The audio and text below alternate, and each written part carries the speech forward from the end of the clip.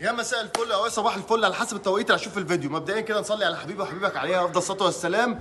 النهارده احنا جايين بقى ولا اكل ولا شرب، احنا في منتجع العوام او العوام ريزورت او العوام ريزورت بيتش، صح يا خميس؟ العوام بيتش. العوام بيتش على حسب انت هتنطقها ازاي. موجود في شارع العوام في حي الدولار.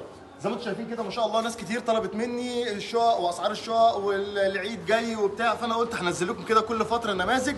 هنخش شويه دلوقتي ونشوف الاداره، نتكلم مع استاذ خميس ماسك الاداره بتاعه المنتجع زي ما انتم شايفين كده، وهفرجكم على نماذج الشاليهات الغرفه والغرفتين. يلا بينا.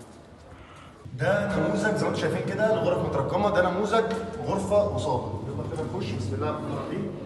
اللهم صل وسلم وبارك على سيدنا محمد. طبعا يا جماعه بس لازم تعرفوا ان دي اتحاد ملاك، الريزورت او المنتجع ده كله اتحاد ملاك، يعني مش هتلاقي الفرش مختلف، مش كل الغرف او مش كل النماذج نفس الفرش، كل واحد بيفرش على حسب